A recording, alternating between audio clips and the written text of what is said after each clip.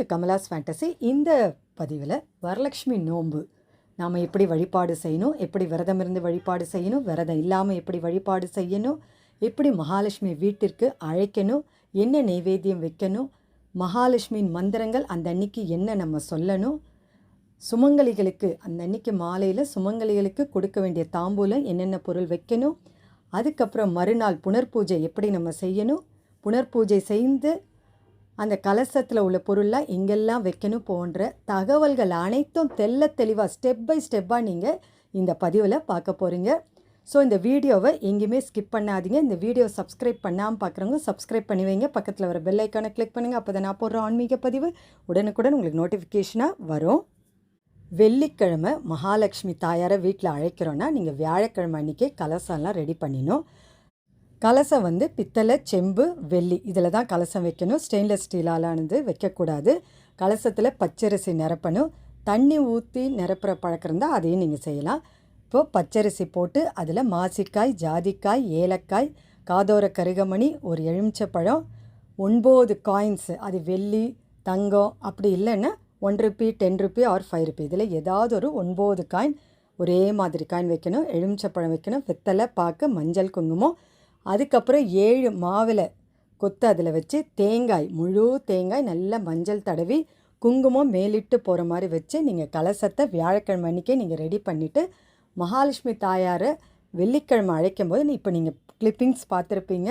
அதில் சுமங்கலி பொருள் எல்லாம் வச்சு மஞ்சள் குங்குமம் வச்சு தூப தீப ஆரத்தி காட்டி மகாலட்சுமி தாயாரை மனசார மகாலட்சுமி தாயே என் வீட்டிற்கு வாமா அப்படின்னு அழைச்சி வீட்டில் நீங்கள் முதல் நாளே ரெடி பண்ண இடத்துல நல்ல அந்த வாழை இலை, பச்சரிசி போட்டிருப்பீங்க. அதன் மேலே கலசத்தை வச்சு நம்மளுடைய வழிபாடை ஆரம்பிச்சிடலாங்க.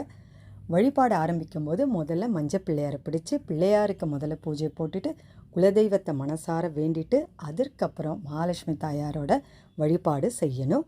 வழிபாடு செய்யும்போது மகாலட்சுமி தாயாரோட அஷ்டகம், மகாலட்சுமி தாயாருடைய நாமாவளி, கனகதார ஸ்தோத்திரம், 108 நாமாவளி அர்ச்சனை செய்யும்போது நீங்கள் தாமரை விதை வச்சு செய்யலாம், காயின்ஸ் வச்சு செய்யலாம், குங்கும அர்ச்சனை செய்யலாம், புஷ்பங்களால் செய்யலாம்.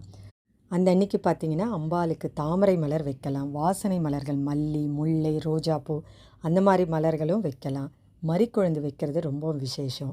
பழங்கள் பார்த்திங்கன்னா ஆப்பிள், மாம்பழம், அன்னாசி பழம், மாதுளை ரொம்ப முக்கியம், மாதுளை பழம், இந்த மாதிரி பழங்கள் எல்லாம் வச்சு நீங்கள் நைவேத்தியம் செய்யலாம். முக்கியமாக வெத்தலை, பாக்கு, பழம், தேங்காய், கண்டிப்பாக தேங்காய் அந்த அன்னைக்கு உடைக்கணும். முக்கியமானது நோன்பு சரடு, 9 இதழ்கள் கொண்ட, அதாவது 9 முடிச்சுகள் கொண்ட நோன்பு சரடு. நீங்கள் இந்த நோன்பு சரடை முதல் நாளே வியாழக்கிழமை அன்றைக்கே நீங்கள் ரெடி பண்ணி வச்சுக்கலாம். நல்ல அந்த பூக்கட்டுற நூல் இருக்குது பார்த்திங்களா, 9 இதழாக அதை எடுத்துட்டு நல்லா மஞ்சள் தண்ணியில் நல்லா அதை நனைச்சி அதை காய வச்சு நீங்கள் முதல் நாளே ரெடி பண்ணுங்க.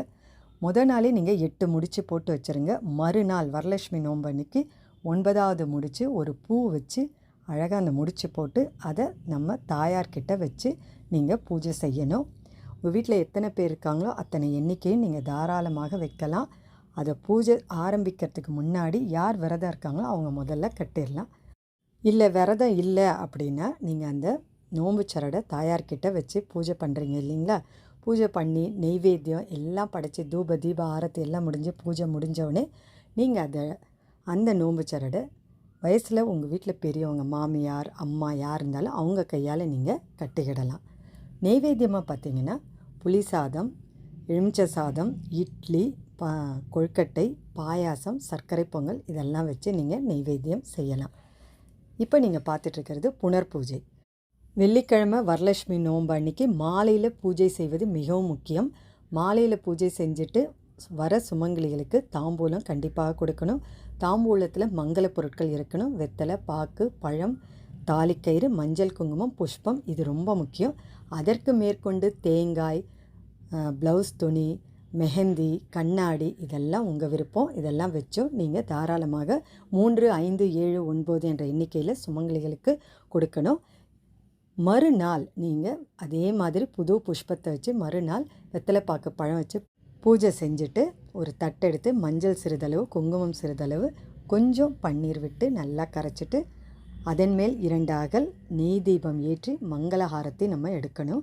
மங்களஹாரத்தி பாட்டு பாடல் பாடிட்டே எடுக்கணும். 3, 5 அல்லது 7 எத்தனை சுமங்கலிகள் இருக்கிறார்களோ அத்தனை பேர் சேர்ந்து எடுக்கலாம். இல்லை நீங்கள் மட்டும் இருந்தீங்கன்னா ஒருத்தர் கூட தாராளமாக மங்கள ஆரத்தி எடுக்கலாங்க. எடுத்துட்டு அந்த தண்ணீரை சிறிதளவு கலசத்துக்கிட்டையும் சுவாமிகிட்டையும் சிறிதளவு விட்டுட்டு நாம் வெளியே கால்படாத இடத்துல ஊற்றிடலாங்க. அப்படி அங்கே ஊற்ற முடியலன்னா நீங்கள் செடி கொடியில் கூட ஊற்றிடலாம்.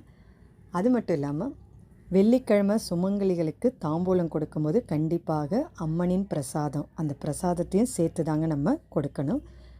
இப்போது அரிசி டின்னில் வச்ச கலசத்தில் உள்ள பொருள்லாம் நாம் எந்தெந்த இடத்துல வைக்கணும், எப்படி நம்ம அதை யூஸ் பண்ணணும் அப்படின்றத தெளிவாக இப்போ நம்ம பார்க்கலாங்க.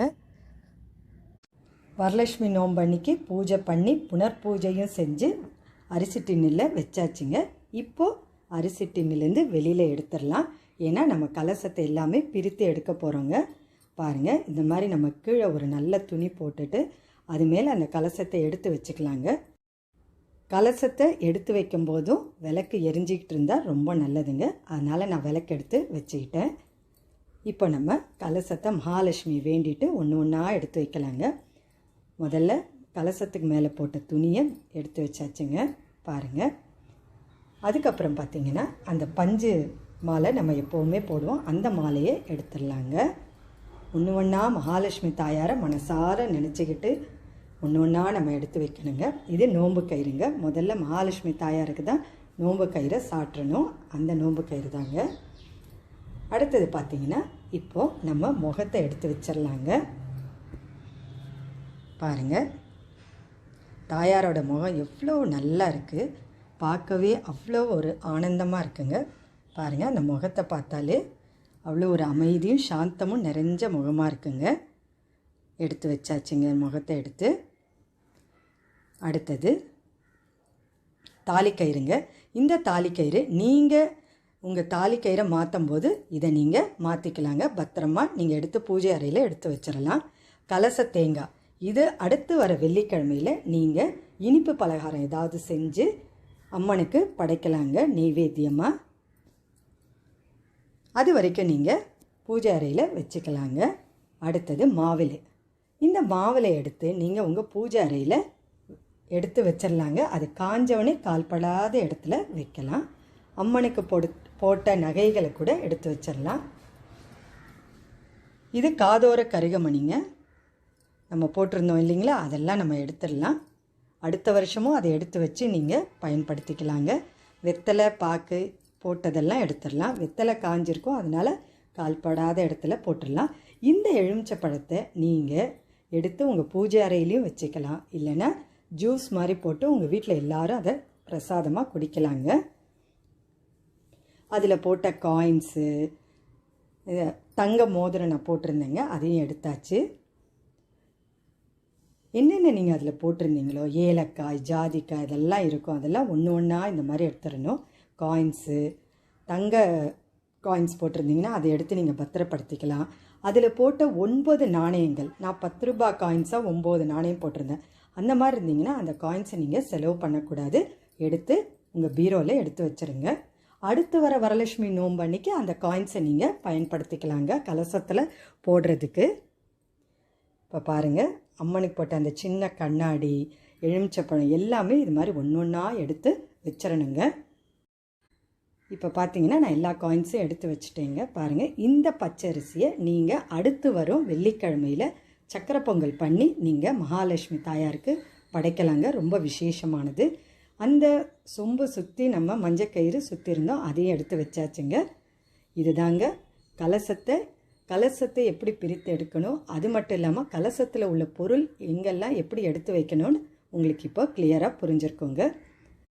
இந்த வருஷம் வரலட்சுமி விரதம், அதாவது 2025 இந்த நாளில் வருது மற்றும் இந்த தேதியில் வருது. வரலட்சுமி விரதம் உருவான கதை என்னன்றதையும், அந்த அன்னைக்கு நோன்பு சரடு கட்டும் நேரம் என்ன, அதுக்கப்புறம் நீங்கள் பார்த்தீங்கன்னா அந்த அன்னைக்கு எளிமையான விரத முறை நாம் எப்படி இருக்கணும், இல்லை விரதம் இல்லாமல் எப்படி நம்ம பூஜை செய்யலாம், அந்த அன்னைக்கு முக்கியமானது மகாலட்சுமியை வீட்டிற்கு அழைக்கும் முறை, நெய்வேத்தியம் மற்றும் முக்கிய பலன்கள், மொத்தமாகவே எல்லாமே விளக்கத்தோடு நான் ஒரு தனி பதிவே கொடுத்துருக்கேன். அந்த பதிவோட லிங்க் நான் இந்த வீடியோவோட டிஸ்கிரிப்ஷனில் உங்களுக்கு லிங்காக கொடுக்குறேன், தேவைப்படுறவங்க செக் பண்ணி பார்த்துக்கோங்க. இந்த பதிவு உங்களுக்கு ரொம்பவே பிடிச்சிருந்தால் லைக் பண்ணுங்கள். உங்கள் உற்றார் உறவினருக்கும் ஷேர் பண்ணிவிடுங்க. அடுத்த ஒரு நல்ல ஆன்மீக பதிவோடு உங்களை சந்திக்க வரேன்.